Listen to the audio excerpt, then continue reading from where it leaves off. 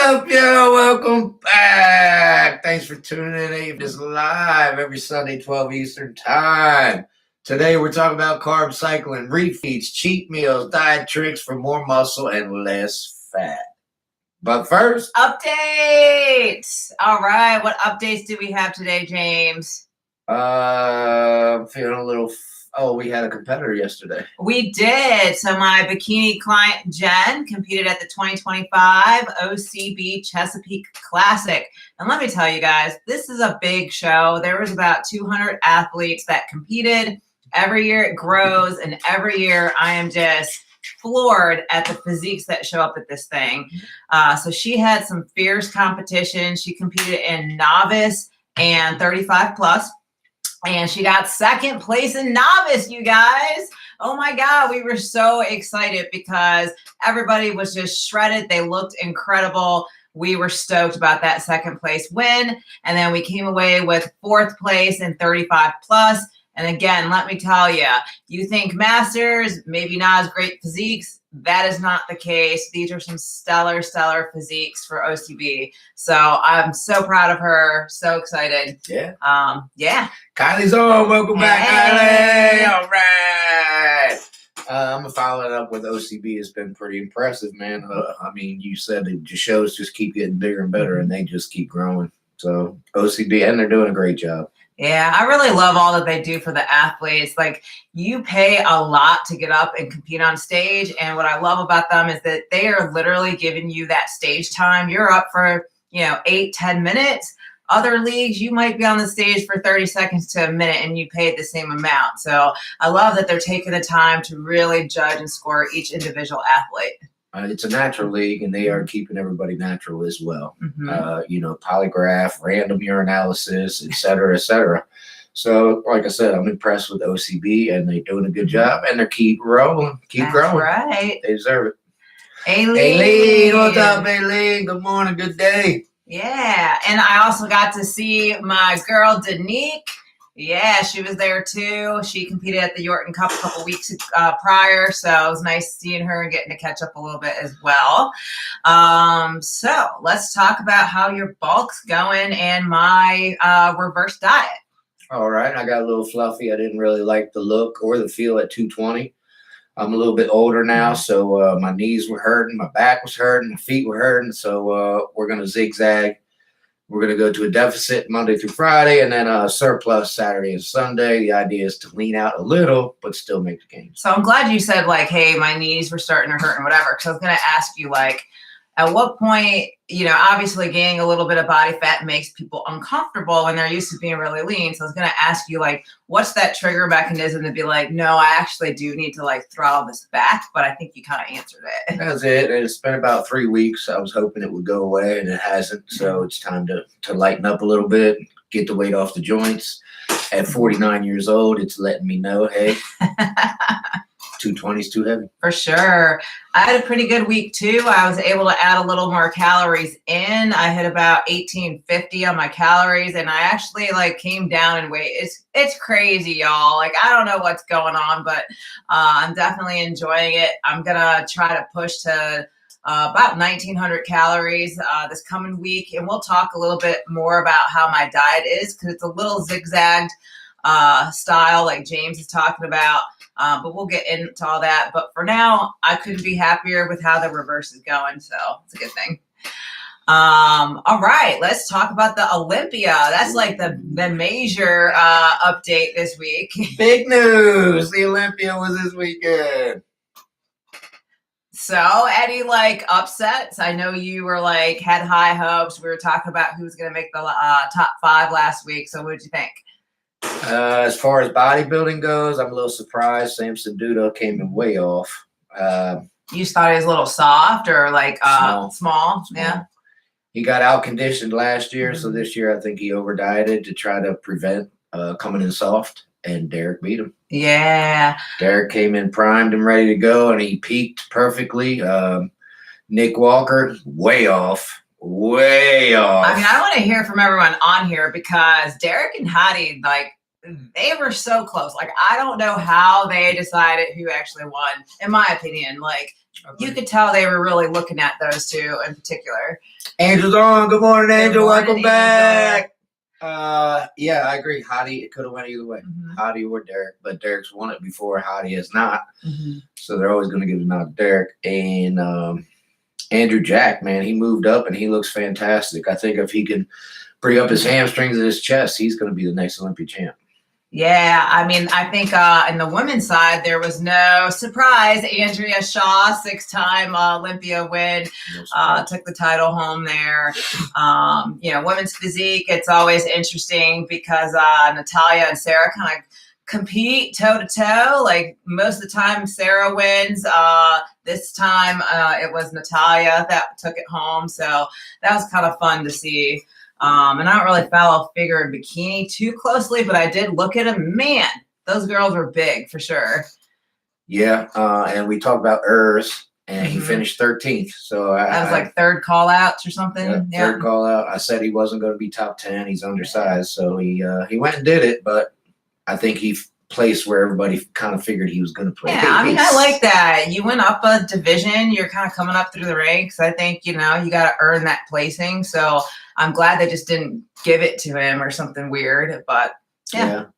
Classic, Ramon won. No surprise there. Well, Mike could have won, but Mike was soft. Mike didn't hit his peak. We were watching YouTube this morning. Something happened with his weigh-in, and he had to cut weight real quick. Oh, geez. To make weight. That's never fun. It might have messed him up, messed his peak up. Logan Franklin, who I've been watching up to this competition, didn't do well at all. I thought he was going to do great. Man, he looked great. I still haven't seen his stage shots. There's something wrong with NBC News. They aren't putting the pictures up for whatever reason. But I thought he looked fantastic, but finished way low, way low. Yeah. I think he was 12th or 13th as well. Not even top 10. Yeah. Different ball game when you're talking about the Olympia, man.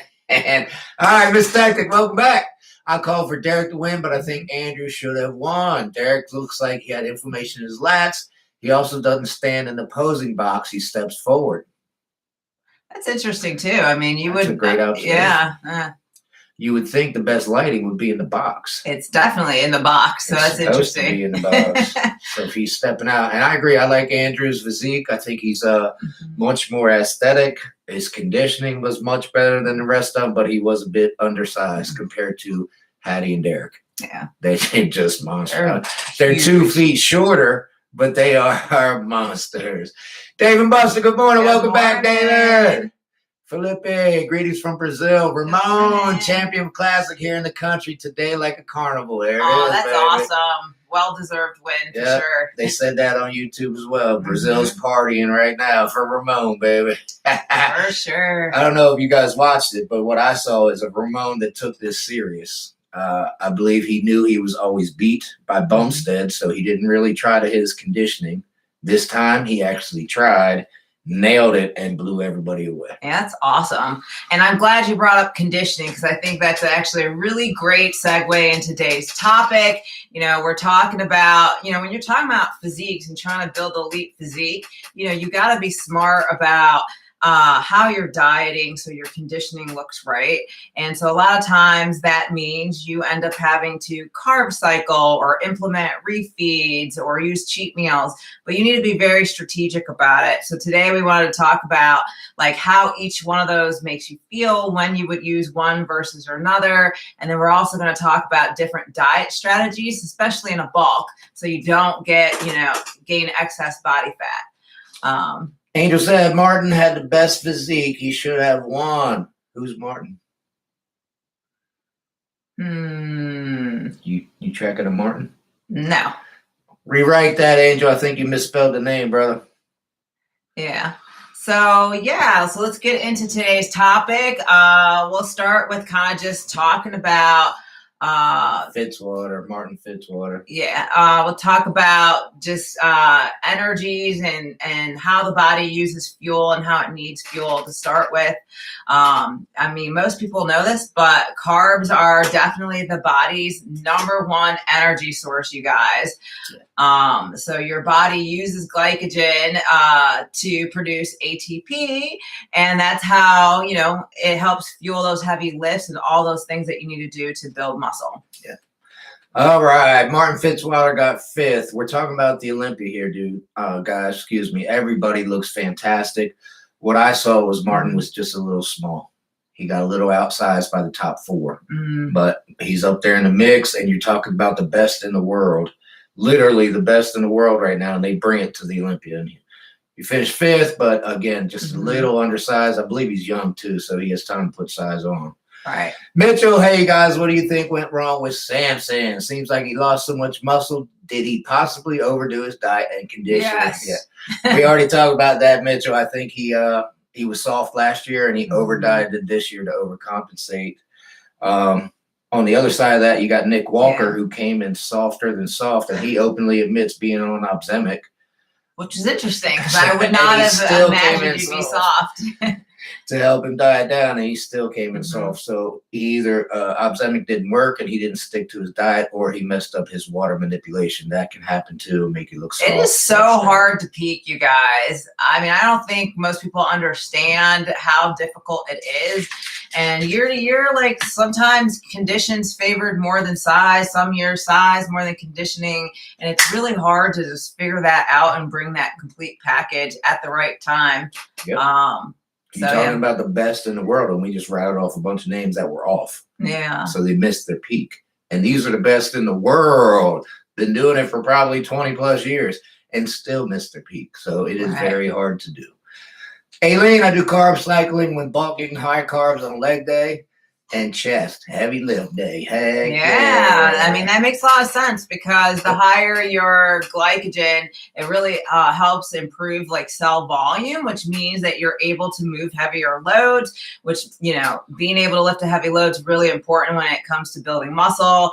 And it's also important for kind of muscle, you know, nutrient signaling, your body's ability to signal for mTOR pathways to get activated. So having that heavy carb day makes a lot of sense.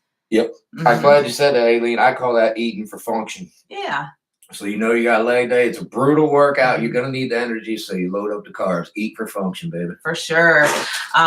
So, yeah, you can't exactly, like, hack your calories. You can try, but, you know, carb cycling works by redistributing the energy for performance while keeping, like, your weekly average consistent. Like, if you overconsume the carbs, like, you can't say, hey, every day is going to be heavy lifting day, so I'm going to do high carbs. Like, you're creating too much of an energy surplus. You're going to get fluffy, right? So you can hack it a little bit, but you can't truly hack it. It comes down to like how much did you consume over the course of the week at the end of the day. Yeah. Native Grit's on. Welcome back, Native Grit. Way to make it, baby. All right. Did you get a good laugh this morning from the Arnold video? I did, yes. I've seen that video many times. It's not a sham. It's real. If you haven't seen the video, I think it's Carson, the late night TV. Arnold's on his interview. YouTube, it is pretty hilarious. Yeah. Another thing with carbs, a lot of people get sensitive to that when they're talking about like the insulin spike that comes along with it. You guys got to realize that that's not necessarily the enemy. It's an anabolic hormone that helps shuttle nutrients into the muscle tissue. So you do need that. You just need to be able to manage it properly too. Because a lot of people get really hesitant when it comes to like carb loading and eating carbs, or even skewing their macros to be more carb heavy than protein and fat. So just keep that in mind. Yeah, good tip. Native Grit also has another grandkid on the way. I forgot to mention. Congrats, Native Grit. I'm jealous too, by the way, but congrats, my man. That's fantastic news. Yeah. Carb timing matters a little bit too, you know, like timing your carbs around your training is very helpful. You end up with a better pump. Most people probably notice that if they eat like a pretty big carb meal and then go and lift, like the pump's pretty insane in the gym that day. Again, I call that eating for function. You know, you know you're going to lift, so the best time to eat your carbs. Exactly. Before you lift, after you lift. If that's the only time you eat carbs throughout the day, that's still the best time to eat them. Fun Angel, welcome back. We're doing well. Thank you. And then a little bit of myth busting, you know, cutting out all your carbs doesn't mean you're going to reduce fat loss any faster than if you had carbs in there, right? Like usually that actually tanks your training and your quality and ends up slowing the metabolism. So James and I are pretty big believers in eating pretty balanced for the most part, at least over the course of a week. Yep. People do the no carb, the keto, the Atkins, whatever you want to call it. You're losing water. Yeah. The second part of a carb, the word is hydrate. Yeah. Carbohydrates put water into your muscle cells. So when you cut them out, the first thing you lose is water, not fat. Water. Yeah, every gram of carb usually pulls about 3 to 4 grams of water into the muscle tissue. So you can see how like that cell volume is always, expanding, contracting.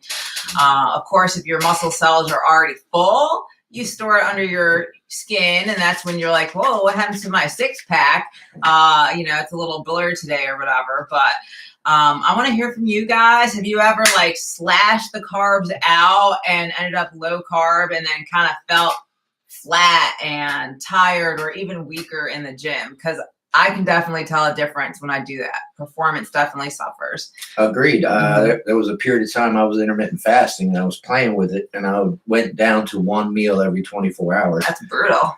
Boy, after lunch, I was just dragging until dinner. I think I only did it for 3 days. I was like, nope, this ain't gonna work for me. I need to have a little bit of energy throughout the day. It doesn't have to be a whole lot to get me to dinner.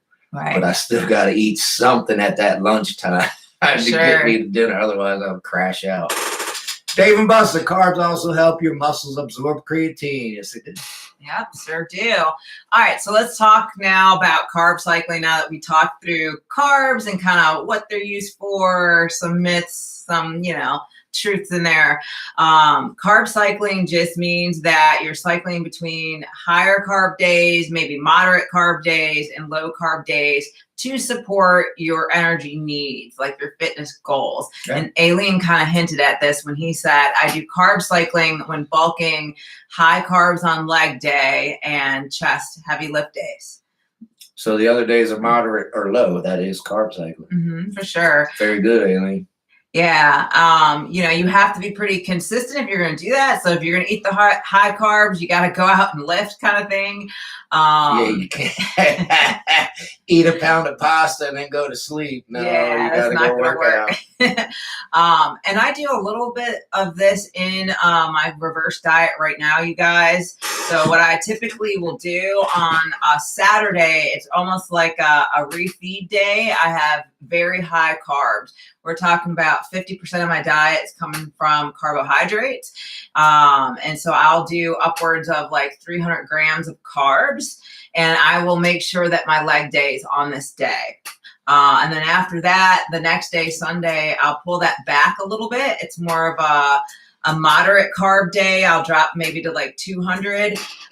Eating the extra carbs is also good for muscle recovery and protein synthesis. So I'm keeping like my body fed very well when it's trying to recover from that leg day. Yep. And then the rest of the week, I'll taper that back. I'll pull back slightly. So that's kind of how my diet's structured right now. And it works, right?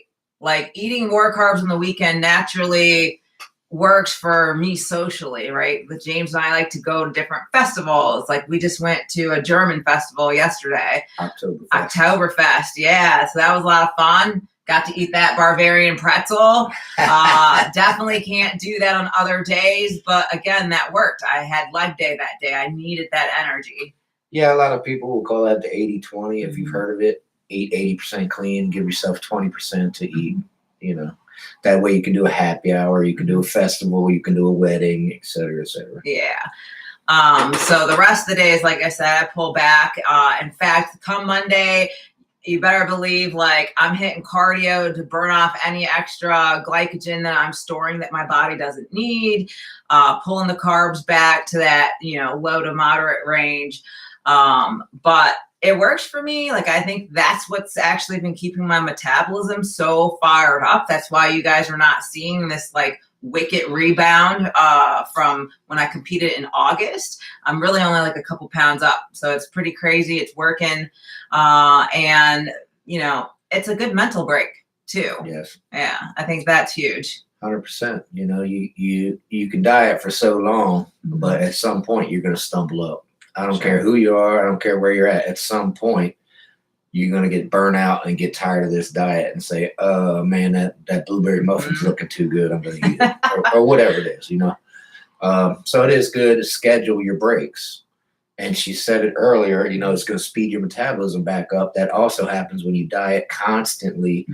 Your metabolism starts to slow down. So that's a refeed to speed it back up. Right. Yeah, I've done that with quite a few of our competitors where they'll have like one high carb day or like a moderate carb day and a high carb day, and the rest are all low carb days. So they're kind of zigzagging through the week. Again, pairing it with their heavy lifts, but it gives their metabolism that little extra punch I think that they need. And for some clients, it works well. Others, it doesn't. I think it's very individualized on whether that will work for you or not. Diet, calories, and macros are very individualized. Not only are they individualized, they are different year to year. Yes. Like what might have worked for you 5 years ago might not work for you. It might not even work within 6 months, a year. I agree. When I was 18, 19, I didn't track, but I was probably eating 40, 50,000 calories and still not able to gain a pound. Yeah. I mean, I was in the Army at the time, and I told you all this, a gallon of milk and a loaf of bread on top of my meals every day. That's a lot. And still couldn't gain weight. Holy smokes. Now I'm at 2,900 calories and can't lose weight. So here we go, baby. What the shift. I remember this from like 8 years ago. I'd be like, man, you could practically eat anything and lose weight. That's not the case for him anymore, unfortunately. It's kind of been interesting to watch year to year. And I'm like Benjamin Button. I'm going the other way, guys. Like, I've always had this very sluggish metabolism. And he's like, I don't understand. Like, why do you look at that loaf of bread and gain weight? And we're kind of the opposite now, which is interesting.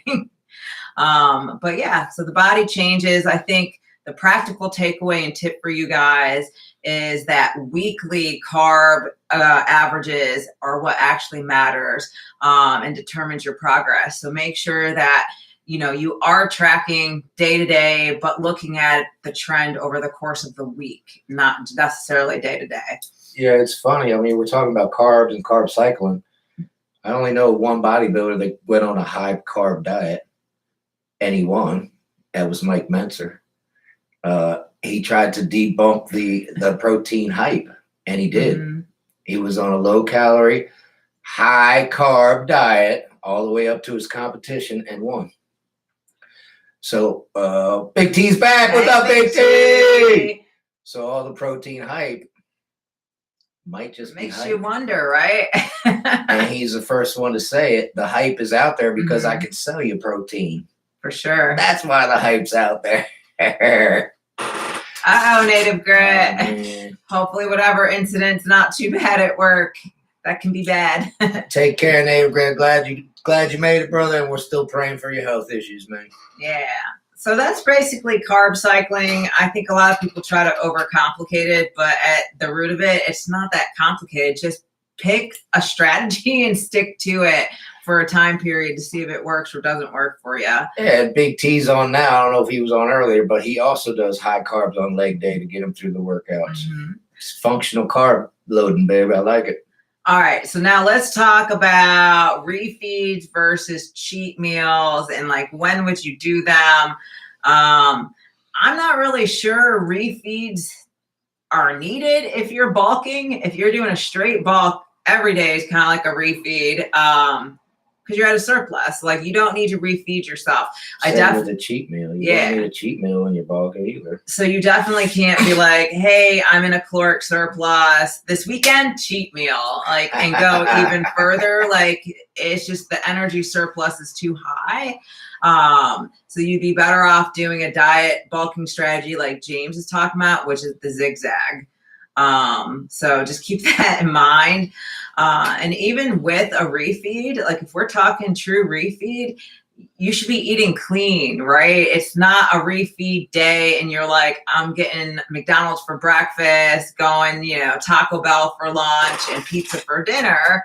like you need to do it clean because it makes a big difference. Absolutely. You know, you're going to have 2 servings of rice instead of 1. That's really it. Yeah. You know, it's not McDonald's. It's not pizza. It's not tacos. Big T, I plan my cheat meals on big muscle days like leg days and back days. There it is. Very nice. So yeah, a refeed is like your entire caloric profile, or maybe like the carbohydrates got increased. So you're trying to hit that, but like you said, you're still eating very clean foods. And that's a little different than like a cheat meal, which means like eat kind of whatever you want for that particular meal. So go get the burger and fries, go order the pizza, whatever you can eat in that sitting, you can kind of eat it within reason. Yeah. And Big T just said it. You got to earn that cheat meal. Mm-hmm. To me, the only time you get a cheat meal is when you're in prep and you are way ahead of the game and you can afford a cheat meal. Yeah. We already said it. If you're bulking, you don't do a cheat meal. Or maybe you're not a competitor. You've been dieting for a long time. You've hit some kind of plateau. You're not losing any more weight. In fact, I have a client. We've been working for, gosh, I don't even know. She'd have to tell me how many months now. It's been months and months and months, losing weight. And we can see that the amount she's losing is starting, to stall. And so she happened to be going to Disney this week. And I said, you know what? Let's do a refeed week, like a diet break. I want you to go up to like 1,800 calories for the whole week. And she's a pretty petite female. So we're doing a refeed week of all good stuff, still tracked. She's not eating junk because she still has to track it. But hey, that works. She's on vacation, gets to eat a little more, and guarantee when she comes back from that vacation, we go back to the normal calories, the metabolism will be fired back up and ready. Yep, there you go. All right, Dave's got a great question. Do you separate your carbs slow versus fast or just ignore that? I pay attention to it. I don't necessarily separate them. Yeah, I mean, we used to be a lot more meticulous about that, especially like trying to eat the fast carbs, like in the post-workout, and we're still mindful, but I think we're not as like meticulous with that anymore. So fast carbs are simple carbs, slow carbs are complex carbs. I will typically only eat simple carbs before and after the workout. Mm-hmm. Other than that, they're complex carbs or no carbs. Yeah. Pretty much. Pretty much how it goes, but I don't, take and separate them out. Mm-hmm. They're separated anyway. So I know that's the thing about me and James's lifestyle. I think it doesn't work for a lot of people because all of our foods kind of partitioned into a carb and a fat or a protein or whatever. Like if I need extra fat, I'm having a tablespoon of olive oil or some avocado. If I need carbs, I've got containers of rice and potatoes in there. It's not all like mixed together in some complicated casserole type thing. Yeah, that's part of the key to my success is we make meal prep and that's it. We don't buy any extra food. That's my discipline because if it's at the house, I'm going to eat it. Mm-hmm. I have the discipline to not buy it and bring it home. However, if it makes it home, I'm going to eat it.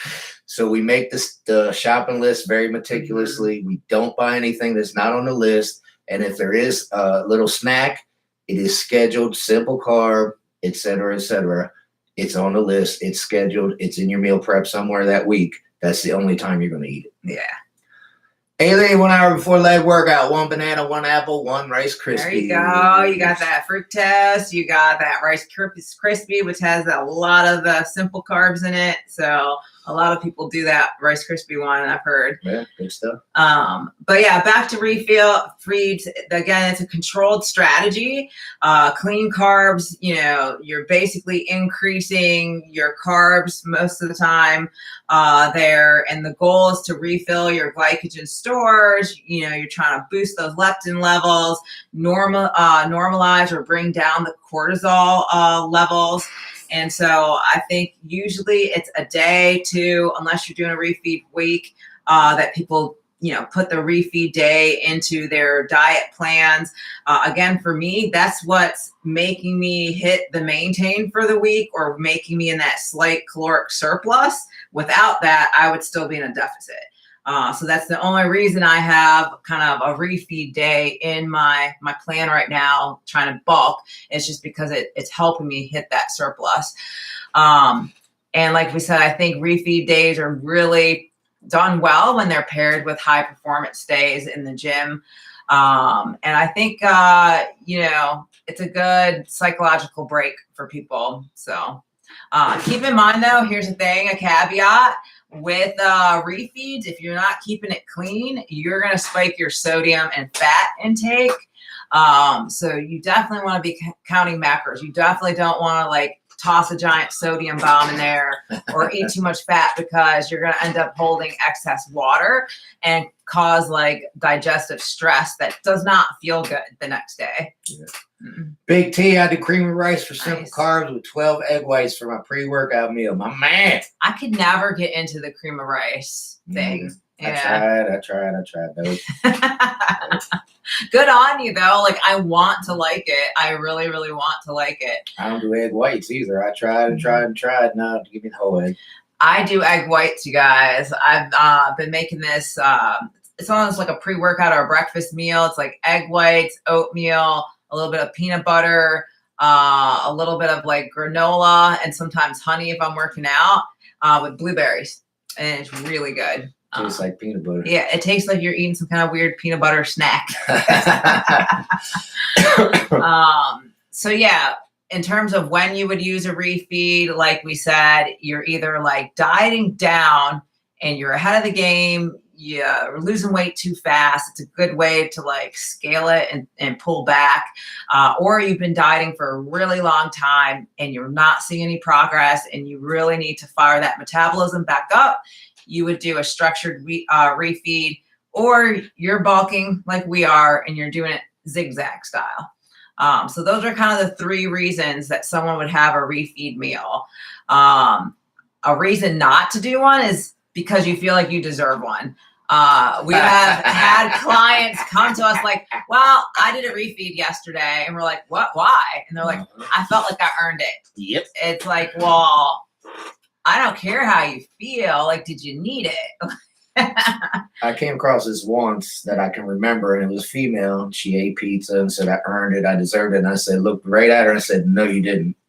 You're not ahead of the game. You didn't earn a cheat meal. Now you just put yourself back another week when you were already behind a week. And of course, she started crying, all this other crap. You're so mean. She wasn't crying when she ate that pizza, was she? And no, you didn't earn it unless you are ahead of the game. And if you're ahead of the game, your coach will tell you. Yeah. All right, Aileen, my pre-workout meal is chicken shake. Ooh, baby. 6 ounces of blended and cream of chicken. Okay. Okay. That sounded better. That didn't sound bad. It was not sounding great until I read the cream of chicken soup part. Blended chicken. Ooh, baby. Oh. That's hard, Aileen. That's hard. I did try the tuna shake back in the day when that was popular. It was tuna in a blender with a Diet Coke, and you're supposed to only taste the Diet Coke. No, there's no way. Did you rinse the tuna before? Oh, man, it was so nasty. I never did it again. But I had to try it. It tasted like fish with a side of Coke.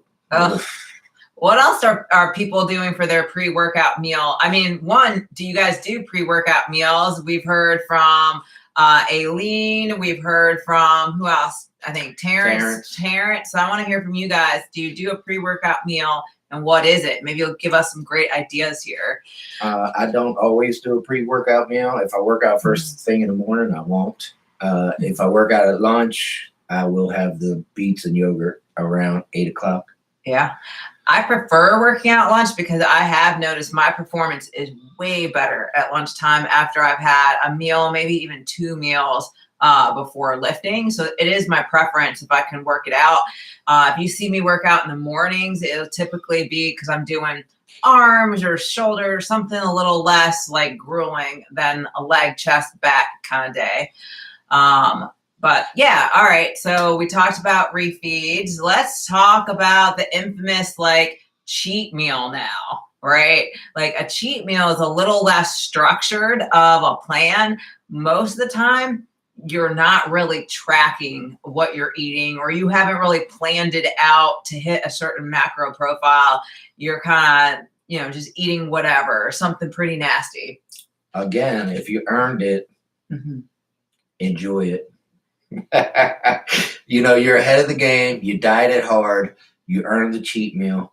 Go enjoy it. We've come across people who had a salad for a cheat meal, and that's not the idea we're going with here. Right. We want to up your calories. We want to up your spike your metabolism back up, et cetera, et cetera. If you are afforded a cheat meal, go do your cheat meal. Yeah, you want like heavy carbs, something, you know, maybe high fat, like that bacon cheeseburger, right? Like we are really trying to fire that metabolism back up. So you want to make sure you're not just getting the salad, like James said. Big T's got a good question. What do y'all eat for post-workout meal to refuel your glycogen? That's a fantastic question, T. For me, it's whatever I have for lunch, and if there's no carbs in that particular meal, I will add it. So in other words, if it's a burger, I'm going to add 2 pieces of bread. So now I got burger on bread to refuel the glycogen stores, as opposed to just a burger if I didn't work out. Yeah, I'm usually eating some kind of like rice with turkey burger or chicken, whatever I brought for lunch, like you said. I used to be different, Big T. I used to be like, I'm going to do my whey protein and I don't know, whatever I have on hand, a muffin or something like that. But most of the time now, I'm just like, I'm just going to do my lunch. It's already got like a good helping of carbs in there. So, and it's high in protein anyway. So I usually will do that. Aileen, protein shake with dextrose and a can of tuna. If I work out in the mornings, I'll do that sometimes. The protein and the dextrose, not the tuna. Yeah, I was going to say, the tuna?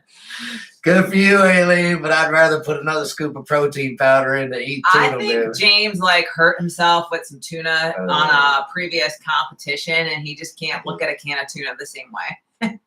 It's not. Even if I'm like, hey, can we buy tuna steaks? He's like, no. Nah. So he's kind of like with tuna the way I am now with tilapia. Yep. No, we're done. I'm good if I never eat tuna again the rest of my life. Yeah. So cheat meal, a lot of people's go-to will be like pizza, burger, sushi, something like that. I had a client last year. She always wanted like a Philly cheesesteak when it was cheat day with a cannoli. Like that was like her go-to. Yeah, I might do that. There you go. So yeah, like I said, it's a little less structured. You can kind of go a little wild because you're only doing it in that one meal, which means that you're not gonna like overdo it too much. So keep that in mind. All right, so let's talk about like how do you then use carb cycling or refeeds for growth? You know, I think you have to be smart about it, you guys. Like first and foremost, what is your goal? And like where are you at trying to achieve your goal? You know, you got to do small kind of incrementally track changes. You can't, hey, I'm going to refeed this week, carb cycle next, do cheat meal the week after. You have to pick a strategy and commit. Yes. And if you were on earlier, you heard me say I let my knees and my feet hurt for 3 weeks before I changed it up because I wanted to continue the bulk. It's part of the process. It's part of the game. However, my body's telling me otherwise. For sure. You know, in my case, coming out of the show in August, I'm doing a very slow reverse diet. Every week I've been adding a little extra calories to carbs, trying to get back up into a maintain. I'm finally there and very quickly approaching like the slight surplus. But it's very methodical. Like James will tell you, he's like always looking at me like, you know, you can eat now. And I'm like, nope, got track. Like I'm very meticulous about it no matter what. Even when we go out to eat, I'm very mindful of what I'm getting right now. Excuse me. Yeah. David Buster says my pre-meal is protein, fat, carb. Today was smoked salmon on a bagel, but small portions. Very nice. I like that. I do too. You hit every carb. Every macro, healthy serving, healthy food. That is 100% all you need. You know, everybody thinks there's a diet cheat or there's a diet hack out there. There isn't. Yeah, anytime you can eat real food versus like supplements, it's always going to be better for you. And I like that. Like, I like that it's a small portion. It's not going to sit like heavy in your stomach while you're trying to train. So And that's it's great. real food. Fantastic. Real healthy food. Good job, Dave. Yeah. We talked about it already, but like when you're bulking, you want to make sure that your high carb or biggest meal days are kind of aligned with that training strategy. And just keep in mind, like the carbs are going to help fuel your body. It's the body's primary energy source. So make sure you're actually eating them. Big T, do you still keep cardio in during the bulk to keep the metabolism burning? I do it for cardio health, not necessarily metabolism burning, but I do 3 days, 30 minutes. I don't do any more than that. Yeah, I'm right about there too. Like 3 days, 30 minutes, maybe 45. And I try to strategically, after eating a big meal and then giving myself a day to like rebuild the muscles, whatever, like I'll pull back and add that cardio then. To burn off any extra glycogen. So I'm pretty strategic too, like where to put those cardio days. Training for function. Yeah. So like you wouldn't do cardio on leg day and you wouldn't do cardio the day after leg day because you want your body to recover. Like you want to do cardio like 2 days after leg day. So Native Grit's back. I'm back. I got an animal caught in an M47 patent tank here at work. Hope everything's okay. That Glad can you're get back, interesting. man. Maui Zara, welcome back, Maui. And Dave and Buster, peanut butter and crackers. Peanut butter on crackers. That's another good one. I like that too. I like that as like a sweet treat or something. Dessert. For sure. So yeah, I think if you are looking to maintain tight conditioning in your bulk, you really want to be mindful of these diet approaches that we're talking about and use them strategically and for function. Like you definitely shouldn't just be eating for fun necessarily all the time. You can have fun with it, but again, you have to be strategic too. Yeah. I mean, you can get your healthy foods in, good foods in. Aileen and I, we barbecue all the time. That stuff is good food. It's good, healthy food. It's not like I feel like I'm missing out. We just had burgers this week. Miss Tech Tech, apparently caviar is high protein. Can't do it, guys. Can't do it. It's been many, many, many years since I tried caviar. I'd probably try it again, but I remember it's nasty. It has to be like a little tiny amount of it and like on something else that I'm eating. Yeah, and maybe I didn't get it at a good place too. Maui, I dream of donuts and pastries, but I remain fur. I hear ya. Me too. In fact, you guys, I'm wearing pizza socks right now. And I was wearing donut socks yesterday. So yeah, it's usually on my mind, but staying strong as well. Yeah, our daughter is in town right now. She lives in Japan, but she's back and visiting and she's living with us. And somebody brought donuts home. Only 2 donuts, but they weren't Dunkin' Donuts. They were real donuts. And I'm looking at the box, just shaking my head. No, I did not have any. No, I mean, I literally gave her the box and said, these are for you guys. So Maui says, did not know for how long. It must have been a while now. Keep fighting, baby. Keep fighting. I mean, if you are going to have a donut, guys. Time it. Yeah, time it. Let that be your post-workout or something, right? When Camille and I first started dating, that was kind of like our post-workout date. We would go to Dunkin' Donuts with our protein shakes, get 1 donut each. We would get that side eye from so many people, you guys. We'd be in there with our shaker, like, time to eat that donut. Sorry, as I got them all wet. I think it was more 2 ripped up, buff people in tank tops, more so than it was, hey, they got a protein shake in Dunkin' Donuts, but okay. Native Grit, I had 3 boiled eggs and 2 burger patties for lunch. Good or bad? Oh, and half an avocado. Okay. All right. There's no carbs in there. It's all protein and healthy fats. So yeah, sounds good. As long as you are staying in your macros and your calories, that sounds like a great meal. For sure. I would have put the eggs on the burger, in between the burgers. Like an egg sandwich. With the avocado. Yeah, good stuff. But yeah, I think it just depends on what your goals are and what will work to you. Like for you, you have to be able to stick to whatever it is. So if you can't commit to like the carb cycle or you can't commit to the diet, then you're just going to be challenged all around. So pick something that will actually work for your lifestyle and you. Good advice. I mean, you see all these fad diets over the years. I mentioned keto. I mentioned Atkins. There's vegan. There's vegetarian. I mean, I don't know. 7 years ago, everybody and their mother was a vegan. Nobody's vegan anymore. Have you noticed that? It's definitely tapered way down. 80% of vegans go back to eating meat. By the way, there is a stat out there. It's 80% of them go back to eating meat. So all the people 7 years ago, 80% of them are no longer vegan. They're eating meat again. I mean, I think, having flexibility helps with adherence to diets and plans, training. Like if you are very rigid for a very long time, like a lot of people will just crash and burn. You got to stick with a healthy diet, and that includes fats, carbs, proteins, all the above. Even a strict vegan has to supplement with vitamins or they will die. And there has been cases where these people actually pass away from malnutrition and they're vegans. All they eat is fruits and veggies and they pass away. Hey, Lee, let's talk about donuts and yum, chicken poutine. Oh, yeah. There it is, Miss Tactic. I was vegan 8 years and then reverted. Yep.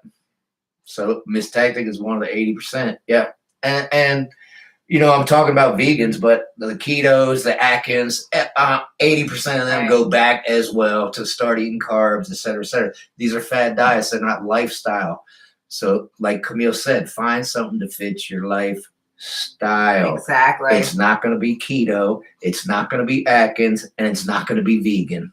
Just pick something healthy that includes all your nutrients. Exactly.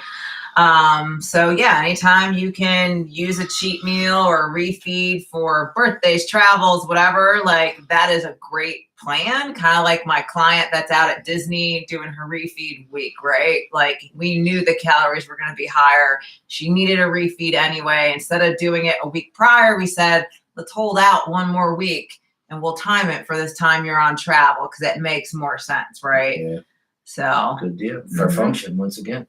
Maui in Finland, even those who spoke out, celebrities in favor of vegan food, have started eating meat again. Yep. Interesting. It's a fad. I mean, it's a fad. It was always a fad. It was huge for a minute because they pumped a whole lot of money into it. If you saw those vegan frozen meals, there's a lot of rich people that pumped a lot of money into vegan frozen meals. So they were pumping it, pushing it, promoting it, et cetera, and it's still fading. Yeah.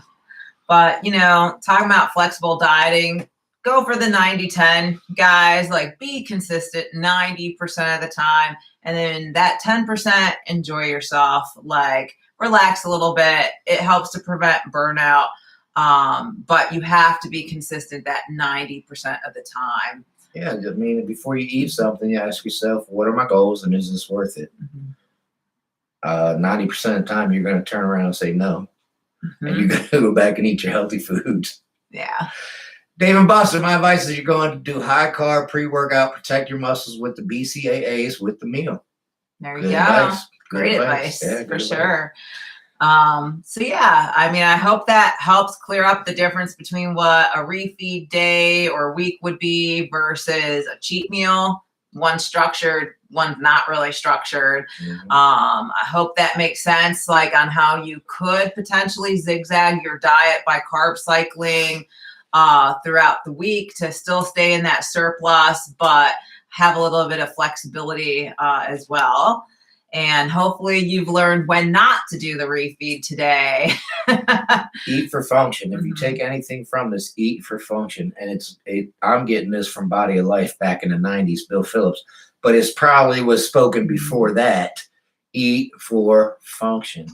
Forget about taste, forget about everything else. Eat for function, meaning high carb days on leg day and chest day, baby. That could be like a hard switch to flip for a lot of people. Do you have any tips maybe on how you can kind of flip that switch to eat for function versus taste? Yeah, like I just said, look at what you're about to eat. Think about your goals and say, is that worth it? Is this going to give my body the nutrients it needs to grow muscles and recover faster than what I'm thinking about eating, right? If it is, yes, eat it. If it's not, go back to the one that's going to help you more. Exactly. Angel, you got me craving a big juicy steak and baked potatoes. Oh man, that does sound good. In fact, my client that competed at the Chesapeake yesterday, she was like, all I want is like a big fat steak and a slice of carrot cake right now. And I was like, That's hilarious. She was on the all cod diet, guys. So yeah, she's like ready for some other protein source for sure. Don't blame her for that. Yeah. Yesterday at Oktoberfest, all I wanted was schnitzel, but we ended up with empanadas for some reason. I don't know how that happened, but he let me and Kylie choose what we ate, and the line was way too long for the schnitzel. Yeah, I do remember that. So there was only 2 vendors with German food, so the line was mile long in both of them. Yeah. Eat to live, don't live to eat. That's fantastic advice, David. Yeah, I mean, I talked about it with the client this morning. A lot of people got fat man or fat girl mentality, and as soon as they crack their eye open in the morning, well, what's for breakfast? Where are we going to go for lunch? And what are we ordering for dinner? Whoa. Pump your brakes. You haven't even got out of bed yet. This is not what you should be thinking about. But many people just think about food, live off food. You know, I've been in an office setting, and it's rare that I'm in an office setting, but I've been in an office setting, and most of the people there were females that work there. And what do they talk about when they get together first thing in the morning? Where are we going for lunch? That's the first conversation every single morning of this, at least where I was. And I'm just like, you guys need to switch your mentality. You know, it's kind of interesting. Me and my sister were talking about this yesterday, because I am kind of one of those people, if I'm being honest. Like, I'm thinking about food most of the time. And I think what it is stemmed for is, like, my grandparents grew up during the Great Depression. And then not only that, everybody's grandparents grew up. Well, I'm just saying. And then not only that, like, my parents, they struggled too. My mom was from a very big family. So, like, you know, if they had food, they were going to eat it, and they were thinking about how they're getting food all the time. And so growing up like that, it is on my mind all the time, for whatever reason. And so for me, so I'm not kind of making bad decisions, I sit the night before and build out my fitness pal. So I don't have to wake up the next morning and think what I'm eating, because it's already built in there, and I know what I'm eating. I've already planned it out, so I make good decisions. Pre-planned. Because yeah, if you wake me up and it's like, what are you having for breakfast? I'm like, hey, let's go to IHOP and get a big, you know, fat stack of pancakes. But, you know, that doesn't serve my goal. So it also has a lot to do with how you're raised. A lot of parents give you food as a reward. I was never given food as a reward growing up. I was never given food as comfort growing up. And today, food is not comfort, and it's not a reward for me. It's different for everyone. For a whole lot of other people, oh, I'm upset, I need some cake. Oh, I'm upset, I need a pizza. Oh, I'm upset, I need ice cream. Because when you were little, your parents would give you a little cup of ice cream, make you feel better, right? I wasn't raised like that. I didn't get that. So maybe that's part of it. I'm sure that's part of it. But you got to lose that mentality. Food is not comforting. Food is function. Yeah, definitely tough, though. So if you're struggling with that, I definitely understand. Native Grit says cupboard, not cover. I hear you. All right. So that's pretty much it for you guys today. I hope your bulks are going well. I think most people are like in that bulk in or maintain season. I think we only have a couple people that are actively trying to diet down right now. But whatever the goal, you know, if you guys are having challenges, drop us a DM, reach out on Instagram. Let us know what you're struggling with. We can help tailor the content to help you through that a little bit. So whatever you need, we are definitely here. I appreciate everyone tuning in today. And we will be here same time next week, 12 Eastern, every Sunday live for you guys. Enjoy your time and the rest of the weekend. Bye, guys. Take care.